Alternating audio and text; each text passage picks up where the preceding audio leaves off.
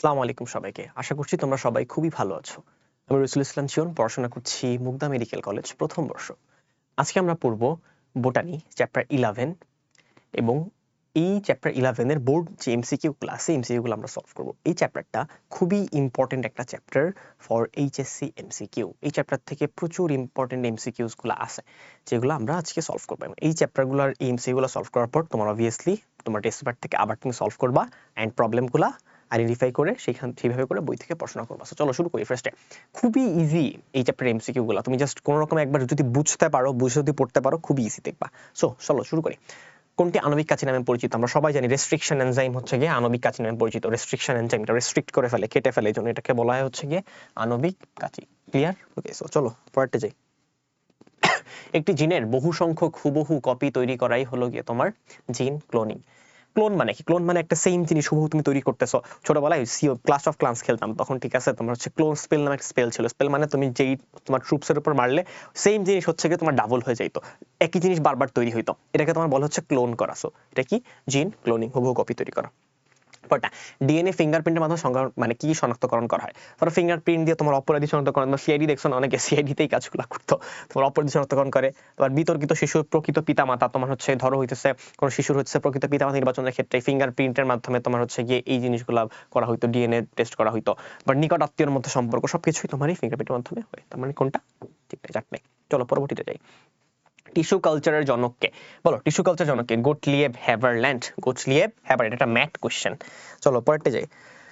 Recombinant DNA প্রযুক্তিতে জিনের বাহকের বৈশিষ্ট্য কোনটা? রিকম্বিনেন্ট ডিএনএ প্রযুক্তিতে জিনের বাহক হইতেছে গিয়ে তোমার যে ব্যাকটেরিয়াটা থাকে সেটার কি ও স্বপ্রজননক্ষম ও দ্বিসূত্র গোলাকার, সবকিছুই।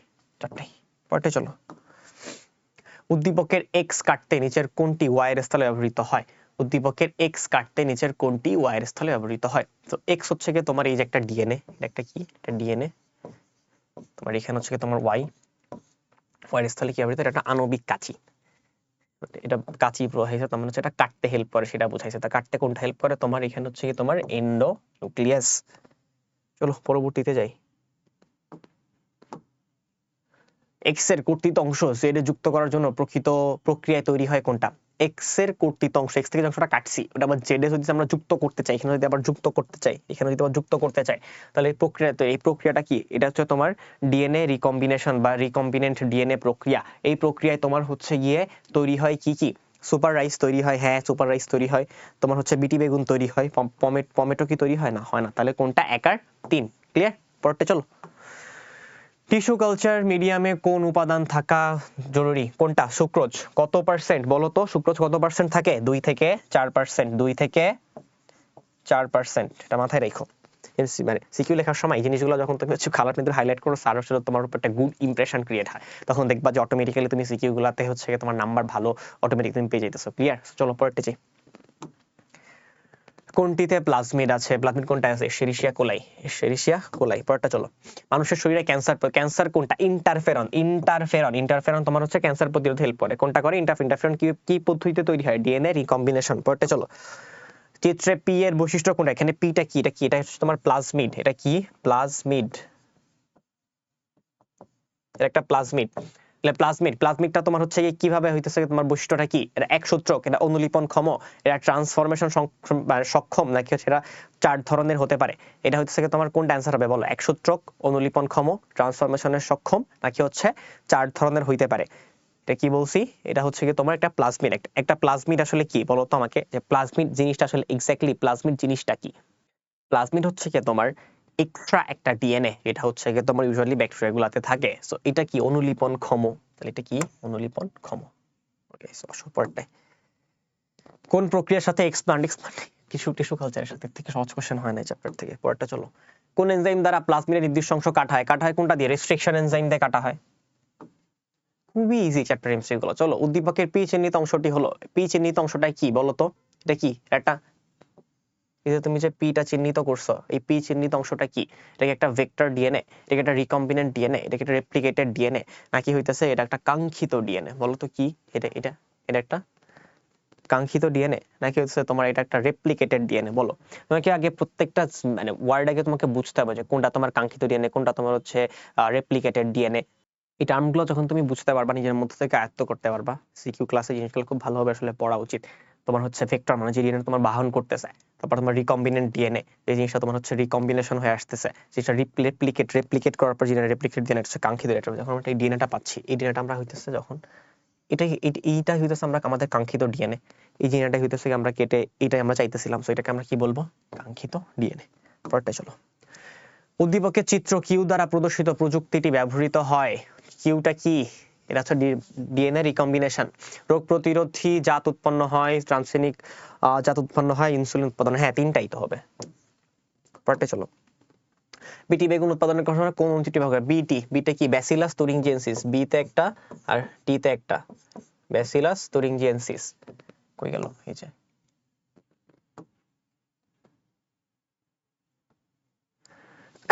কোনটির মাধ্যমে সর্বাপেক্ষা জীবাণুমুক্ত চারা উৎপাদন করা সম্ভব? বলো, সর্বাপেক্ষা জীবাণুমুক্ত চারা উৎপাদন করা সম্ভব কোনটা? Meristem culture, very very important line বইয়ের টিস্যু কালচারের মধ্যে। চিত্রের প্রযুক্তিটি কৃষিতে ভূমিকা রাখে, এটা কি, একটা টিস্যু কালচার, এটা একটা টিস্যু কালচার, টিসি দিয়ে লিখলাম, এটা একটা টিস্যু কালচার।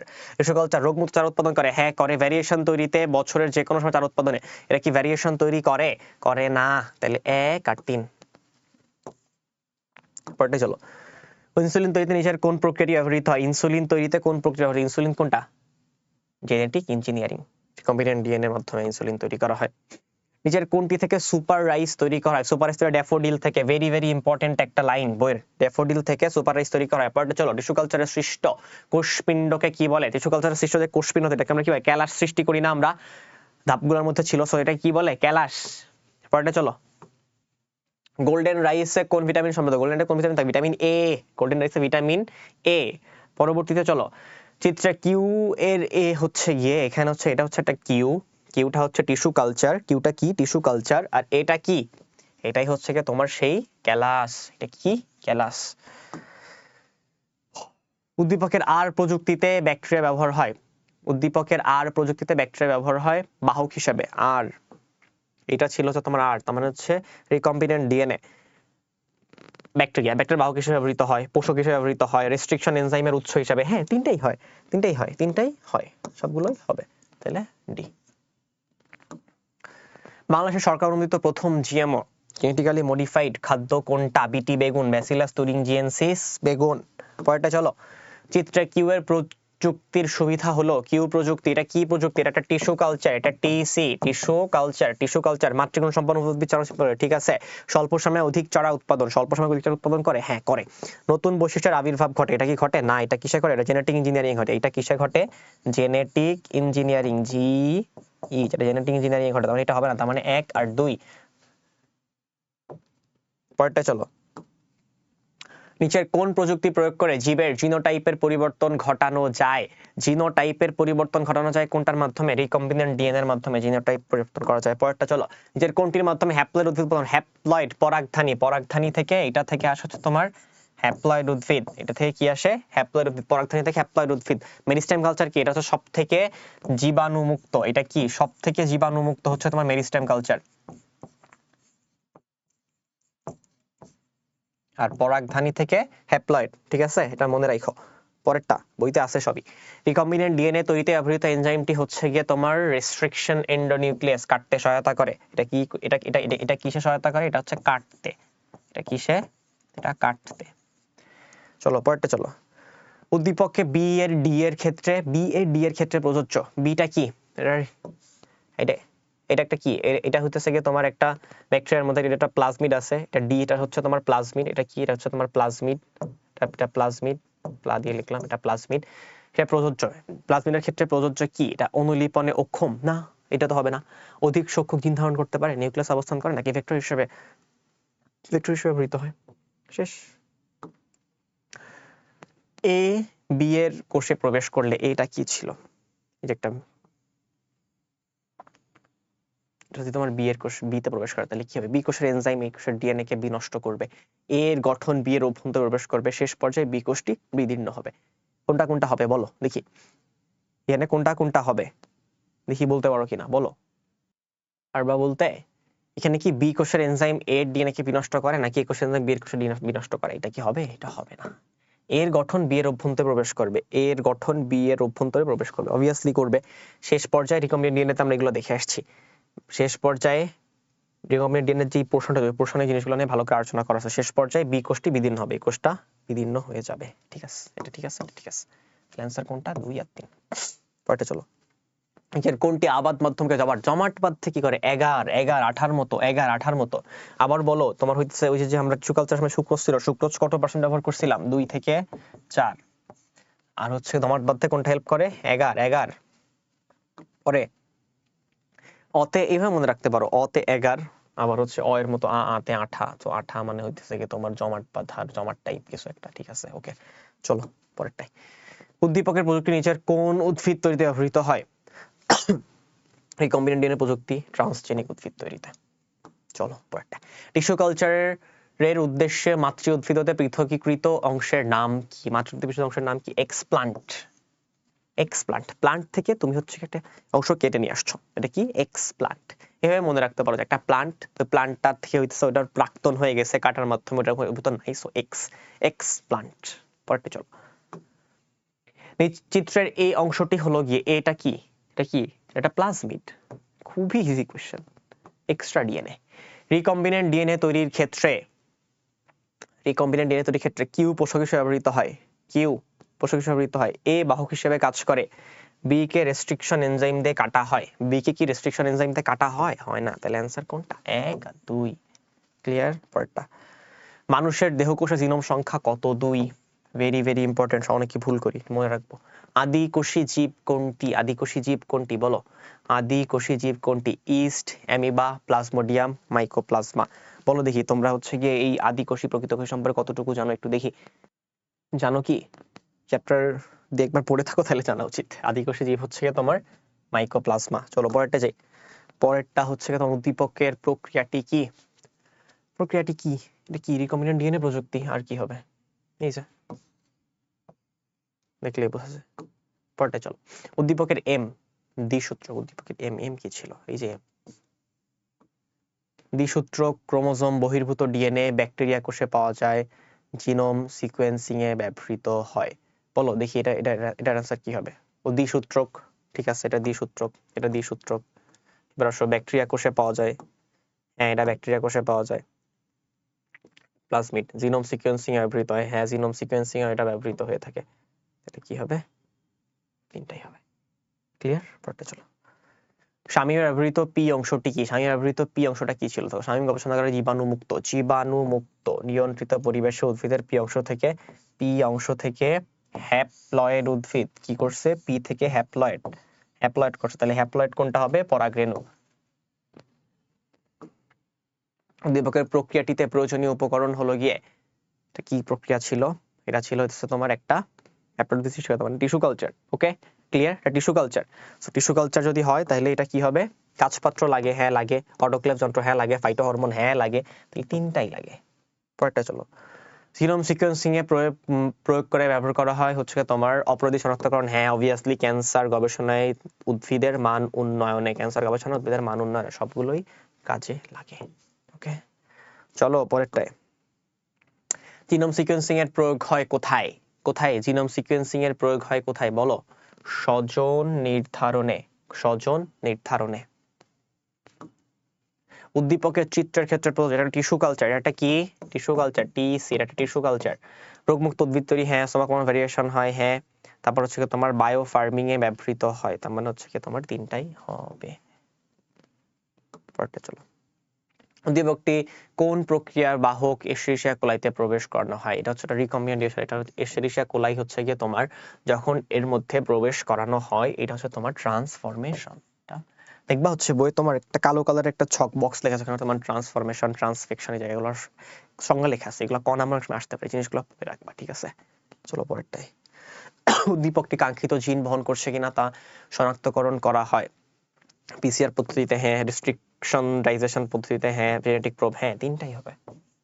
রিকম্বিনেন্ট ডিএনএ, এটাতে হচ্ছে তোমার জিন বহন করছে কিনা শনাক্তকরণ করা হয়। পিসিআরও হয়, পলিমারেজ চেইন রিঅ্যাকশন, এটা সবথেকে দ্রুত গতি সম্পন্ন। এটা হচ্ছে কে করছিল? এটা করছিল তোমার হচ্ছে ক্যারি মুলিস। এটা আমার বছরের এইচএসসি পরীক্ষায় যশোর বোর্ডে আমার বছরে কোশ্চেনটা ক নাম্বার আসছিল যে পিসিআর কি। ওকে, সো পিসিআর এর সংজ্ঞাটা দেখবা, কি আবিষ্কার করছে এটা দেখবা, আর হচ্ছে পিসিআর এর ফুল ফর্ম দেখবা, এই তো এগুলাই। চলো পরটা, ইনসুলিন হলো একটা প্রোটিন, সবাই জানি। পরটা চলো, জিনোম সিকোয়েন্সিং প্রয়োগ করা হয় হচ্ছে গিয়ে তোমার জিনোম অপরাধী শনাক্তকরণে, তোমার হচ্ছে ক্যালাস সৃষ্টিতে, জিন থেরাপিতে। এটা ক্যালাস সৃষ্টি হবে না, একাত্তি ক্যালাস সৃষ্টিতে কি ব্যবহার করা হয় জিনোম সিকোয়েন্সিং? হয় না। চলো, কোনটি প্রাচীন জৈব প্রযুক্তি দই তৈরি? একদম বইয়ের প্রথম পৃষ্ঠায় আছে। চলো, ইন্টারফেরন নিঃসৃত হয় ক্যান্সার কোষ হতে, ইন্টারফেরন আগেও বলে আসছি। খুবই সহজে চ্যাপ্টার এমসিকিউ গুলা। টিস্যু কালচার প্রক্রিয়ার শেষে পাওয়া যায় রোগমুক্ত চারা, বহু মাতৃগুণ সম্পন্ন উদ্ভিদ, স্বল্প সময়ে অধিক স্থানে চারা, তিনটাই হবে। হেডিং ধরে ধরে তুলে দিছে। চলো, রেস্ট্রিকশন এনজাইম নয় কোনটা? ইকোআরআই, হ্যাঁ এটা একটা রেস্ট্রিকশন এনজাইম। হিন ট্রিপল আই এটা restriction enzyme. HPa double I restriction enzyme.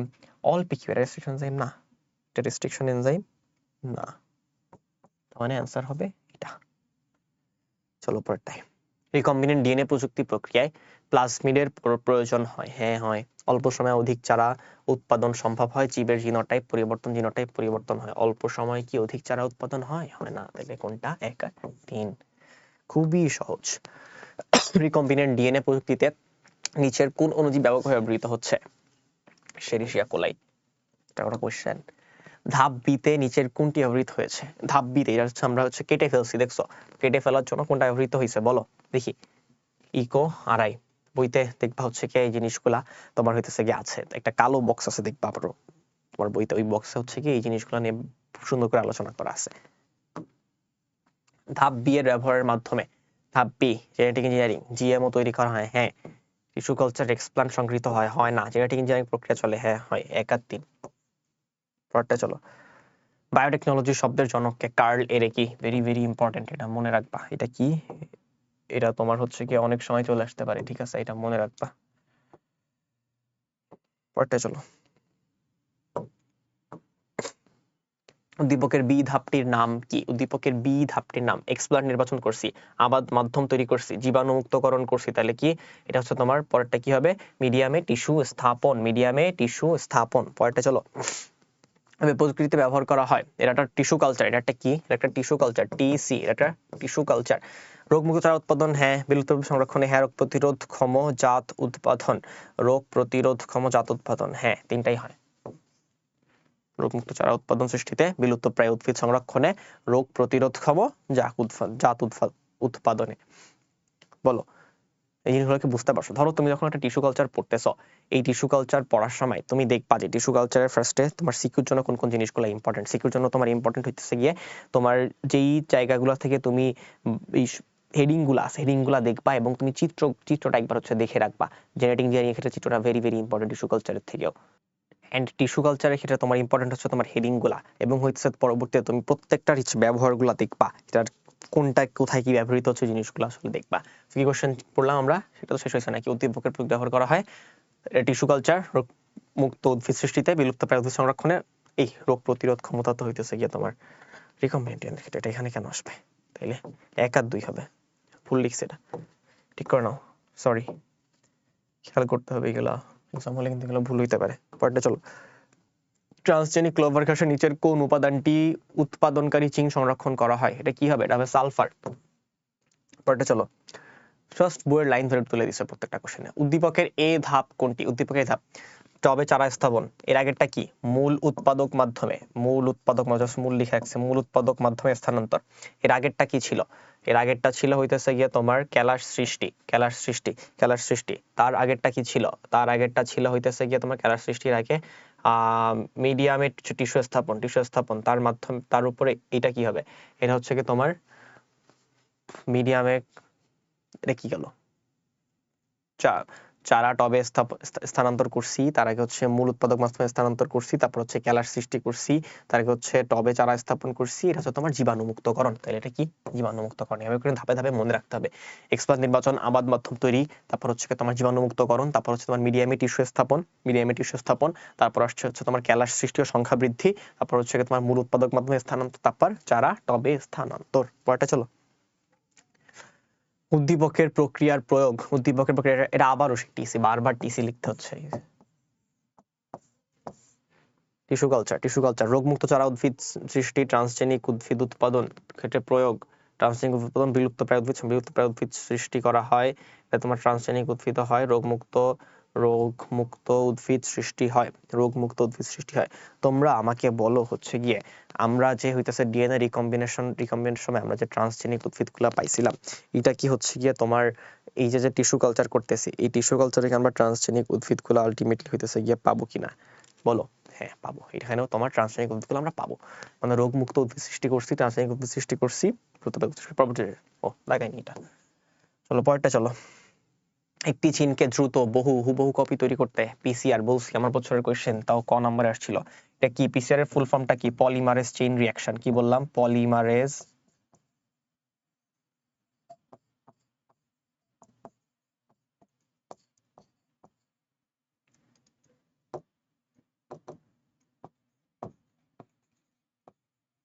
Chain reaction, okay, polymerase chain reaction. পরেরটা চলো। নিম্নের কোন বৈশিষ্ট্যগুলো ট্রান্সজেনিক উদ্ভিদ সৃষ্টিতে ঝুঁকি সৃষ্টি করে? বলো কোন জিনিসগুলো ট্রান্সজেনিক উদ্ভিদ সৃষ্টিতে জিনগত দূষণ সৃষ্টিতে, অ্যালার্জির কারণ হিসেবে, জীবে টক্সিক প্রভাব সৃষ্টিতে। কোন বৈশিষ্ট্যগুলো ট্রান্সজেনিক উদ্ভিদ সৃষ্টিতে, ট্রান্সজেনিক উদ্ভিদ যখন আমরা হইতেছে গিয়ে তোমার এই যে আমাদের জীব প্রযুক্তি ব্যবহার করে যখন আমরা ট্রান্সজেনিক উদ্ভিদগুলো সৃষ্টি করছি, ট্রান্সজেনিক উদ্ভিদগুলো সৃষ্টি করার পরবর্তীতে আমাদের হচ্ছে এখানে কোন কোন জিনিসগুলো আসলে উদ্ভিদ সৃষ্টিতে ঝুঁকি হিসাবে কাজ করে? জিনগত দূষণ যখন হইতেছে এটা একটা ঝুঁকি, হ্যাঁ অবভিয়াসলি এটা একটা ঝুঁকি। তারপর তোমার অ্যালার্জির কারণ হিসেবে, হ্যাঁ এটা একটা ঝুঁকি। তারপর তোমার জীবে টক্সিক প্রভাব সৃষ্টিতে, হ্যাঁ এটা একটা ঝুঁকি। তাহলে কোনটা হবে? তিনটাই হবে। পরেরটা চলো। কোন ক্ষেত্রে জিনোম সিকোয়েন্সিং প্রয়োগ করা হয়? খুব ইজি, অপরাধী শনাক্তকরণে।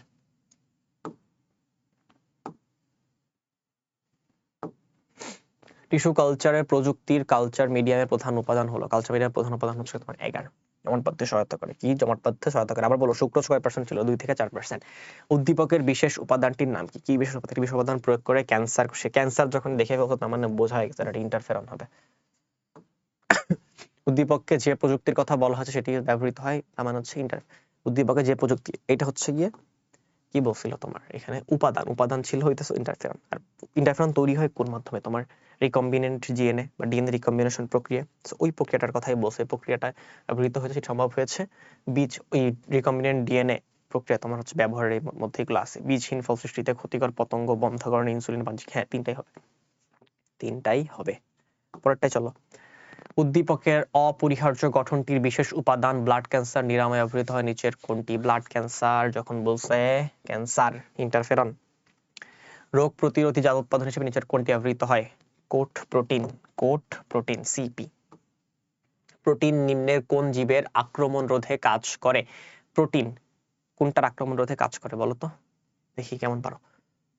তোমার হচ্ছে ইনসুলিন অগ্নাশয় থেকে তৈরি হয়, এটি একটি হরমোন ও ইন্টারফেরন প্রোটিনের ক্ষুদ্রপণ। প্রোটিন নিম্নের কোন জীবের আক্রমণ রক্ষা করে বলো? আমরা হইতেছে তোমার যখন হচ্ছে গিয়ে ইন্টারফেরন দেখছি, ইন্টারফেরন হচ্ছে গিয়ে তোমার ভাইরাসে হচ্ছে গিয়ে আমাদেরকে হেল্প করে থাকে, ভাইরাস থেকে বাঁচাতে আমাদেরকে হেল্প করে থাকে। এটা আমরা দেখছি না যে ভাইরাস থেকে আক্রমণে রক্ষা করে, তাহলে কি হবে অ্যান্সার বলো? ভাইরাস। পরে চলো। উদ্দীপকে উল্লেখিত যৌগ দুটি কৃত্রিমভাবে তৈরি করা হয়। উল্লেখিত যৌগ কোন দুইটা ছিল? তোমার একটা ছিল ইন্টারফেরন আর একটা ছিল ইনসুলিন। কিভাবে তৈরি করা হয়? কৃত্রিমভাবে তৈরি হয় জেনেটিক ইঞ্জিনিয়ারিং এর মাধ্যমে। হ্যাঁ, কৃত্রিমভাবে জিন ক্লোনিং এর মাধ্যমে। টিস্যু কালচারের মাধ্যমে কি হয়? হয় না, টিস্যু কালচারের মাধ্যমে তৈরি হয় না। সাইব্রিডের ক্ষেত্রে শতে সাইটোপ্লাজমের মিলন, শতে সাইটোপ্লাজম।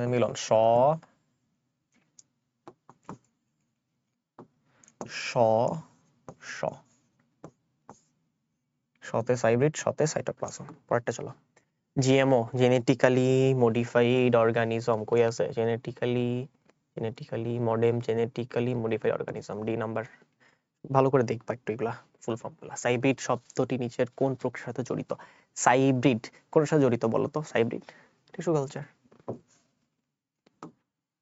এই চিহ্নিত অংশের বৈশিষ্ট্য, এই হচ্ছে গিয়ে তোমার প্লাজমিড। এটা একটা কি? এটা একটা প্লাজমিড। বেশি সংখ্যক জিন ধারণ করে, দৃষ্টক্রিয়া সংরক্ষণশীল প্রক্রিয়ায় প্রতিলিপিত হয়, সংরক্ষণশীল প্রক্রিয়ায় প্রতিলিপিত হয়। দেখি এই কোশ্চেনটা একটু হইতেছে তোমার ট্রিকি কোশ্চেন, এই কোশ্চেনটা তোমরা হচ্ছে গিয়ে পারো কিনা আমি একটু দেখতে চাই, দেখি কে কে পারছো। এটা পারার জন্য তোমাদেরকে হইতেছে কি আমি 15 সেকেন্ড টাইম দিলাম, দেখি তোমরা পারো কিনা। এই ক্লাসে বসেই হচ্ছে এখন স্ট্রম করো, ব্রেন স্ট্রম করো, যেহেতু এই কোশ্চেনটার অ্যান্সার তোমরা আদৌ হইতেছে কি তোমরা পারো কিনা। এটা একটু হইতেছে তোমার ট্রিকি কোশ্চেন, এটা স্লাইটলি ট্রিকি কোশ্চেন এটা একটু।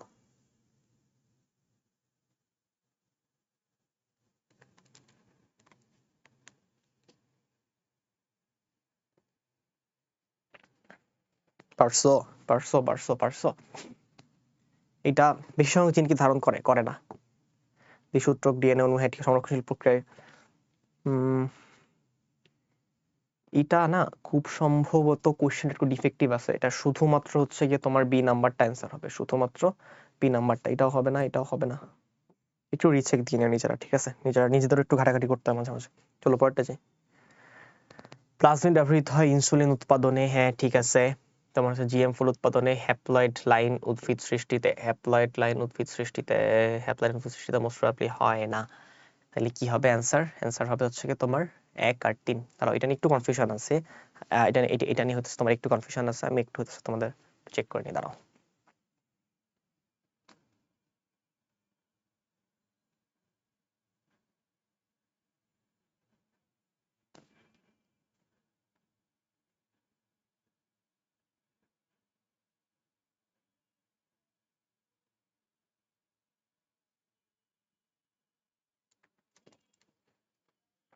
এক্স্যাক্টলি হ্যাপ্লয়েড লাইন উদ্ভিদে হয় না, যেটা বলতেছিলাম। ইনসুলিন উৎপাদনে আর হচ্ছে জিএম ফুড উৎপাদনে, তাহলে কোনটা হবে 1 আর 3। ওকে, সো এই ছিল হইতেছে গিয়ে আমাদের মোটামুটি এই চ্যাপ্টারে যতগুলো এমসিকিউ মোটামুটি ইম্পর্টেন্ট যেগুলো বিগত বছরগুলোতে আসছে, যেগুলো আমরা কভার করার চেষ্টা করছি। এখন তোমার কাজ কি? তোমার কাজ হচ্ছে গিয়ে এই ক্লাসটা তো করছো, ক্লাস করে রেখে দিবা? অবভিয়াসলি না। এবার তোমার নিজে থেকে আবার তোমার যে গাইড আছে, গাইড থেকে তুমি জিনিসগুলা আবার হচ্ছে গিয়ে প্র্যাকটিস করবা।